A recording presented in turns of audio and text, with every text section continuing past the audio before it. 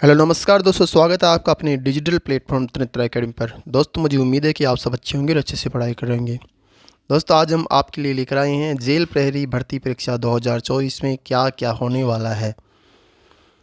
Point number 1 है क्या रह सकती है कट ऑफ। पॉइंट नंबर 2 है सेफ स्कोर कितना रहेगा। पॉइंट नंबर 3 है फिजिकल के लिए कितना स्कोर होना आवश्यक है। और पॉइंट नंबर 4 है कौन सी शिफ्ट हार्ड थी। पॉइंट नंबर 5 है नॉर्मलाइजेशन में किस शिफ्ट का होगा फ़ायदा। तो शुरू करते हैं दोस्तों कि इसमें क्या क्या होने वाला है। पॉइंट नंबर फर्स्ट है हमारा क्या रह सकती है कट ऑफ। तो कट ऑफ के बारे में हाल फिलहाल कोई भी कुछ नहीं बता सकता क्या रह सकती है, क्योंकि अभी जो स्टूडेंट्स है वो जोश में हैं। वो कितने भी बताए जा रहे हैं, टीचर्स भी उनका पोल के अकॉर्डिंग कट ऑफ बता रहे हैं। और कट ऑफ जैसे कि 80 से ऊपर बता रहा है, कोई 85 बता रहा है 100 में से, तो ये बहुत ही ज़्यादा कट ऑफ हो जाती है। तो इतनी कट ऑफ बिल्कुल भी संभव नहीं है।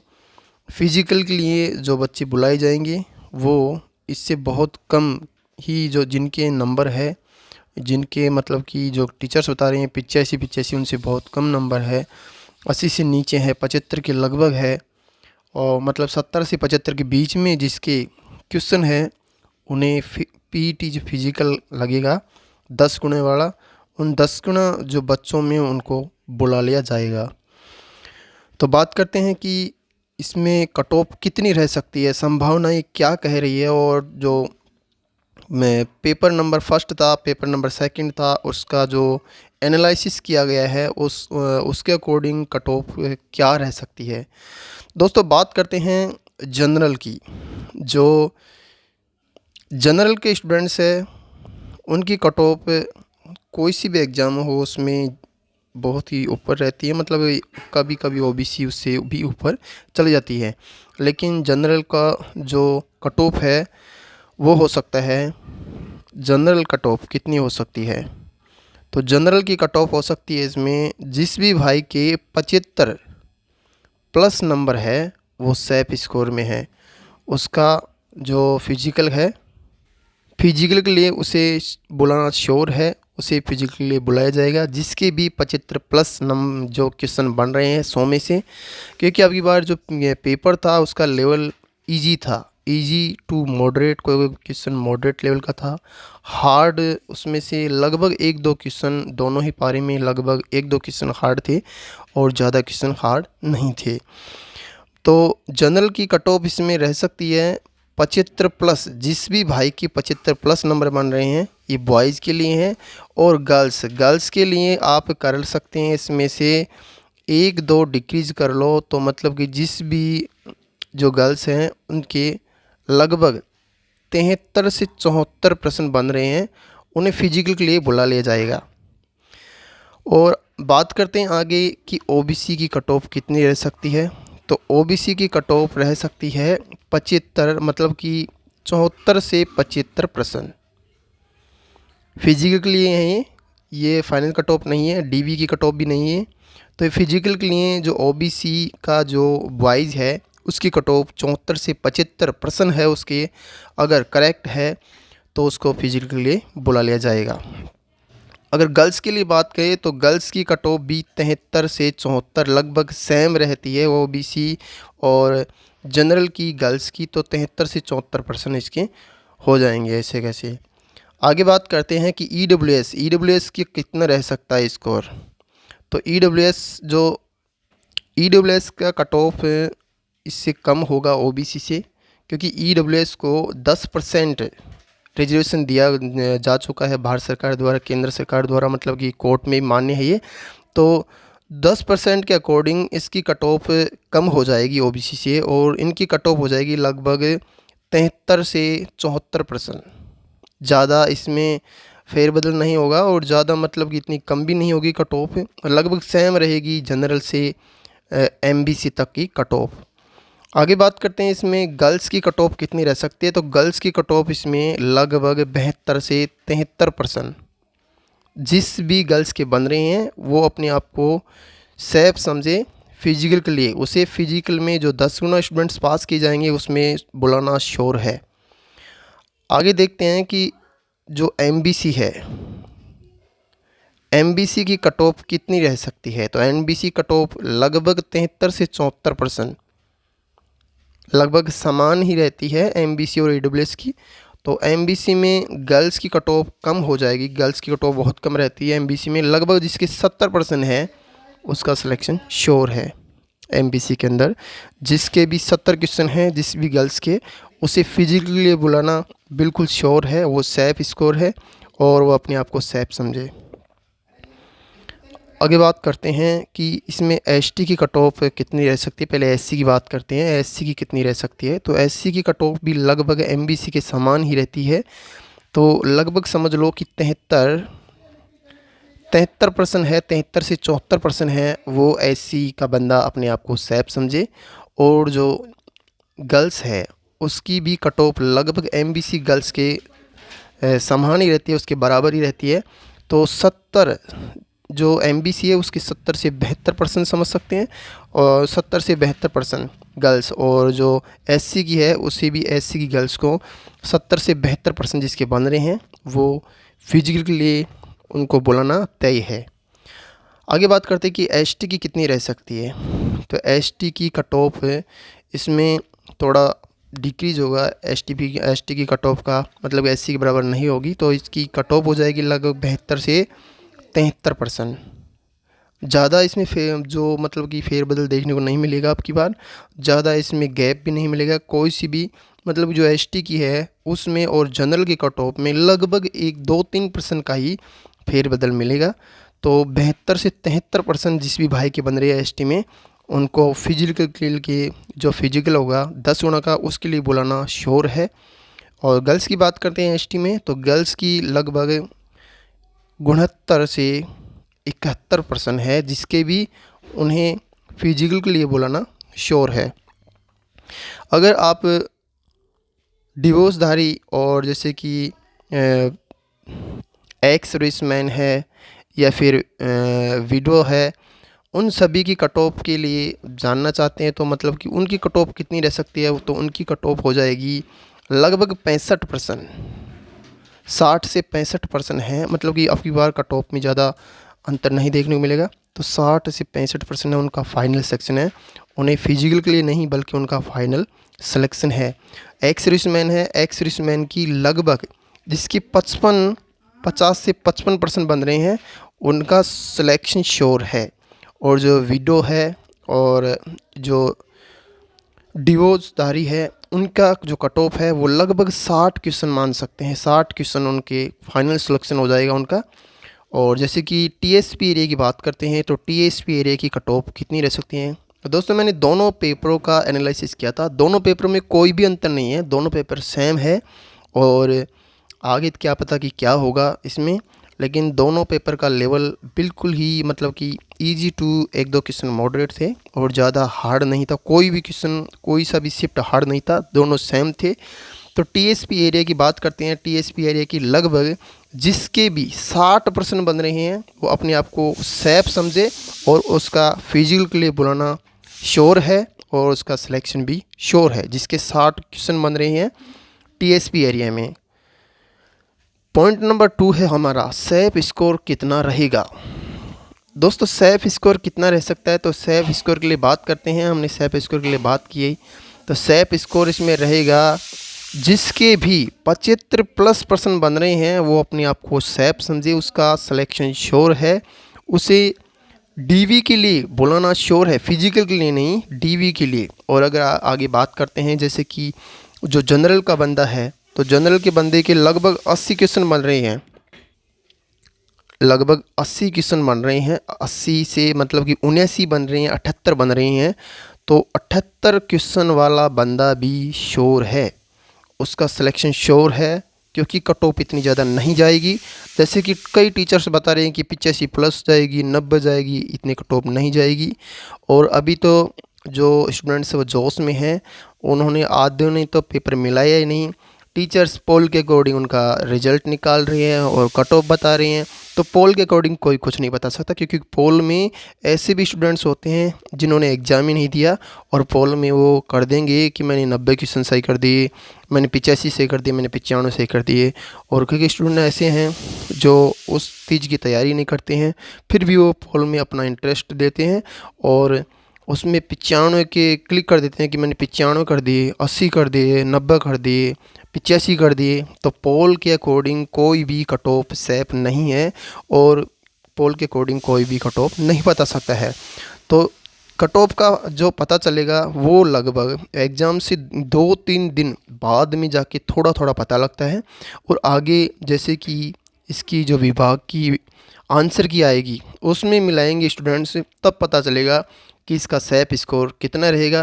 लेकिन मेरे अकॉर्डिंग मैंने दोनों पेपरों का एनालिसिस किया है और काफ़ी अच्छे अच्छे टीचर्स हैं, उन्होंने भी एनालिसिस किया था। उसके अकॉर्डिंग देखें तो लगभग 77 से 78% है, जिसके मतलब 75+% है वो अपने आप को सेफ समझे, उसका सिलेक्शन श्योर है। आगे बात करते हैं फिजिकल के लिए कितना स्कोर होना आवश्यक है। दोस्तों फिजिकल के लिए हमने बताया कि जिसके भी 75+ क्वेश्चन बैठ रहे हैं, जनरल का बंदा हो चाहे वो कोई सी भी कैटेगरी का बंदा हो, अगर 75+ क्वेश्चन बैठ रहे हैं तो उसका फिजिकल के लिए बुलाना श्योर है।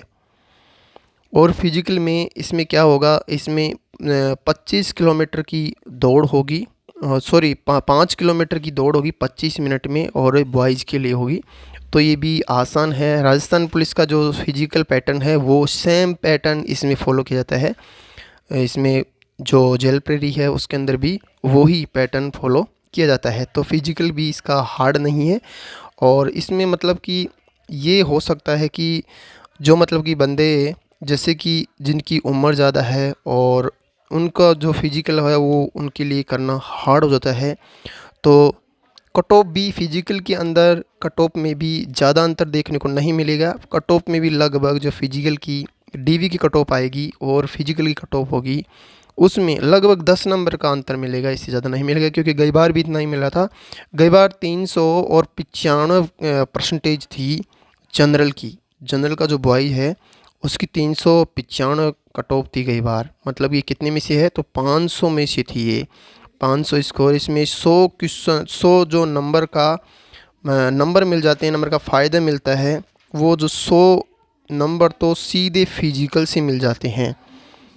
पीईटी से सीधे 100 नंबर मिल जाते हैं। और जो 400 नंबर का पेपर होता है उसमें से गई बार जिस भी बंदे के 295 नंबर थे उसका सिलेक्शन हो गया था 2018 की भर्ती में। और जो 2025 में दोस्तों इसमें क्या है कि जो फिजिकल है उसके लिए बुलाना इतने बंदों का श्योर है जिनके मतलब कि 75+ क्वेश्चन है। और इसमें यही फ़र्क पड़ा है कि आजकल क्या है कि जो कंपटीशन है वो थोड़ा सा हार्ड हो गया है और कंपटीशन बहुत ज़्यादा बहुत आगे तक बढ़ गया है। और पेपर का लेवल देखिए तो पेपर का लेवल सेम था, जो जैसा पहले होता था 2018 में होता 2015 में होता वैसा ही पेपर का लेवल था। पेपर का लेवल उससे ईजी नहीं था, उससे थोड़ा हार्ड ही था। और इसमें जो कट ऑफ है, कट ऑफ भी गई बार 300 और 95 थी 500 में से। तो अब की बार जो लास्ट कट ऑफ तो कोई नहीं बता सकता, क्योंकि वो तो फिजिकल के बाद में पता चलेगा कितने बंदों का उसमें सिलेक्शन होता है फिजिकल में और कितने रहते हैं। तो उसके अकॉर्डिंग फिजिकल के बाद में डीवी की कट ऑफ बताना सही होगा। दोस्तों आगे देखते हैं कि कौन सी शिफ्ट हार्ड थी। शिफ्ट कौन सी हार्ड थी, तो ये क्वेश्चन ही गलत है, क्योंकि शिफ्ट कोई सी भी शिफ्ट में अंतर नहीं था, दोनों शिफ्ट सेम थी। जो फर्स्ट शिफ्ट है और जो सेकंड शिफ्ट है दोनों शिफ्ट सेम थी, कोई भी अंतर नहीं इनमें। इनका एनालिसिस करके देख जो भी जिसने भी फर्स्ट शिफ्ट का एग्ज़ाम दिया है वो सेकंड का एनालिसिस करे और जो सेकंड का जिसने एग्ज़ाम दिया है वो फर्स्ट का एनालिसिस करे, क्योंकि दोनों शिफ्ट सेम थी। कोई से भी क्वेश्चन इसमें वैसे नहीं थे कि एक में हार्ड आ गया एक में सरल आ गया, ऐसा नहीं है, कोई भी नहीं है। तो मतलब कि इसमें इजी और हार्ड का कोई सवाल ही पैदा नहीं होता। तो जो फर्स्ट शिफ्ट थी उसमें क्या है कि जो जीके था वो भी लगभग सेम था फर्स्ट और सेकंड में, बल्कि जो फर्स्ट शिफ्ट था उसमें से लगभग 3 से 4 क्वेश्चन रिपीट हुई हैं सेकंड शिफ्ट में। फर्स्ट शिफ्ट के 3 से 4 क्वेश्चन, लगभग 3 से 4 मतलब 4-5 भी हो सकते हैं, तो 4-5 क्वेश्चन रिपीट हुए हैं। सेकंड वाली शिफ्ट थी उसमें 2-3 तो जीके के हैं, 2-3 क्वेश्चन, 1-2 क्वेश्चन रीजनिंग के हैं, तो मतलब 4-5 क्वेश्चन रिपीट हुए हैं। तो हार्ड शिफ्ट इसमें से कोई भी नहीं था, और मतलब कि अंतर नहीं था कोई भी कि भाई फर्स्ट शिफ्ट हार्ड था सेकंड शिफ्ट हार्ड था, ऐसा नहीं है, बिल्कुल दोनों शिफ्ट समान है। तो इसमें नॉमिनेशन की प्रक्रिया क्या होगी ये तो कोई नहीं बता सकता, क्योंकि जो कर्मचारी चयन आयोग से बनता है, जो उसके जो जचती है वो करता है, उनको ये नहीं है कि कौन सा शिफ्ट हार्ड था, उनको कोई वो नहीं है, वो तो आगे फॉर्मूला लगाएंगे और तुरंत शिफ्ट को हार्ड और वो नॉर्मल करार दे देंगे कि इसमें कौन शिफ्ट इजी थी कौन सी हार्ड थी, वो सब धरा का धरा रह जाएगा, और उनके अकॉर्डिंग क्या पता कौन सी शिफ्ट तो हार्ड हो जाएगी कौन सी शिफ्ट ईजी हो जाएगी। तो मेरे हिसाब से कोई भी शिफ्ट इसमें फ़र्क नहीं था, किसी भी शिफ्ट में दोनों शिफ्ट समान थी, तो नॉर्मलाइजेशन भी लगभग इसमें शून्य होना चाहिए। आगे बात करते हैं कि नॉर्मलाइजेशन में किस शिफ्ट को होगा फ़ायदा। दोस्तों, जो नॉर्मलाइजेशन की प्रक्रिया है ये बहुत गलत प्रक्रिया, और इस प्रक्रिया का विरोध करना चाहिए हर किसी को। अभी आपने हाल ही में देखा कि जो पशु परिचर की भर्ती थी उसके अंदर 1 शिफ्ट 2 शिफ्ट जो फर्स्ट और फोर्थ शिफ्ट थी उसमें से लगभग 10 से 15 नंबर काट लिए गए, और जो अन्य सभी शिफ्ट थी उसमें सभी में बढ़ाए गए, और छठी शिफ्ट में तो लगभग 25 से 30 नंबर बढ़ाए गए। तो नॉर्मलाइजेशन का ये सिस्टम ही बहुत ख़राब है, इस सिस्टम का विरोध होना चाहिए और इस सिस्टम हटना चाहिए नॉर्मलाइजेशन। और ये जेल प्री ने तो साबित कर दिया कि दोनों शिफ्ट समान थी, कोई भी हार्ड नहीं थी। अगर बात करें तो जो फर्स्ट शिफ्ट थी उसमें लगभग जो परसेंटेज जो स्टूडेंट्स प्रेजेंट हुए हैं वो लगभग 73% हुए हैं, और जो सेकंड शिफ्ट थी उसमें लगभग 75% स्टूडेंट्स प्रेजेंट हुए हैं।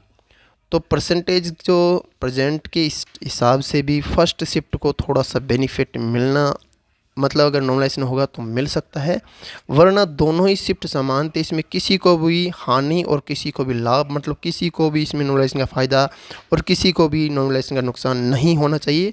दोनों शिफ्ट को समान ही तरह से ट्रीट करना चाहिए, दोनों को समान तरह से देखना चाहिए। इसमें नॉर्मलाइजेशन की प्रक्रिया बिल्कुल भी लागू नहीं होती है। तो नॉर्मलाइजेशन इसमें बिल्कुल भी नहीं होना चाहिए। आगे क्या पता कि कर्मचारी चयन आयोग क्या करेगा, वो तो वही जाने। तो इसमें नॉर्मलाइजेशन की प्रक्रिया बिल्कुल फिट नहीं बैठती है। पहली शिफ्ट एवं सेकंड शिफ्ट में अगर देखिए कि इसमें नंबर किस में बढ़ सकते हैं, तो आगे उसमें वो बताएंगे कि सेकंड शिफ्ट अगर फर्स्ट शिफ्ट तो उसमें कितने स्टूडेंट्स के जो एवरेज स्कोर है उससे ज़्यादा आ रही हैं, किसके कम आ रहे हैं, तो उसके अकॉर्डिंग ही नॉर्मलाइजेशन की प्रक्रिया होगी। लेकिन राजस्थान में जो साफ है कि अगर एक से ज़्यादा शिफ्ट में जिसकी भी एग्ज़ाम हुए हैं, कोई सी भी एग्ज़ाम हो चाहे वो आरपीसी की कोई भी हो, उसमें नॉर्मलाइजेशन होना तय है। तो इसमें भी नॉर्मलाइजेशन होगा, और क्या पता किसकी किस्मत में क्या होगा, किसकी किस्मत में क्या नहीं होगा, तो ये तो कोई नहीं बता सकता कि आगे क्या होने वाला है। लेकिन जिस भी भाई के 75+ नंबर है वो अपने आप को श्योर समझे और फिजिकल की तैयारी करना स्टार्ट कर दे, क्योंकि इसमें कोई पता नहीं है कितने नंबर बढ़ सकते हैं। कटेंगे तो शायद नहीं, अब की बार बढ़ेंगे तो 1-2 नंबर बढ़ सकते हैं कोई भी शिफ्ट में। 1-2 क्वेश्चन मान लो, मतलब 4-5 नंबर मान लो, तो ज़्यादा इसमें देखने को नहीं मिलेगा अंतर। दोस्तों, अपनी तैयारी को छोड़े नहीं, क्योंकि जो राजस्थान में अब की बार अनेक वैकेंसी आई है, बहुत सारी वैकेंसी आई है। राजस्थान पुलिस की है 10,000 के लगभग वैकेंसी है, आगे 53,000 4th ग्रेड की है। तो तैयारी को ना छोड़े, तैयारी करते रहें, और आगे टेस्ट लगाए कौन से शिफ्ट में आपको, और मतलब कि सॉरी कौन से सब्जेक्ट में आपको दिक्कत है, कौन से में आपको जो आप कौन सा सब्जेक्ट आपका अच्छा है, तो जो दिक्कत है उसको अच्छा करें और आगे अच्छी तैयारी करते हैं। तो आज के लिए इतना ही, फिर मिलेंगे आके एक नई वीडियो के साथ में। तब तक के लिए जय हिंद, जय भारत।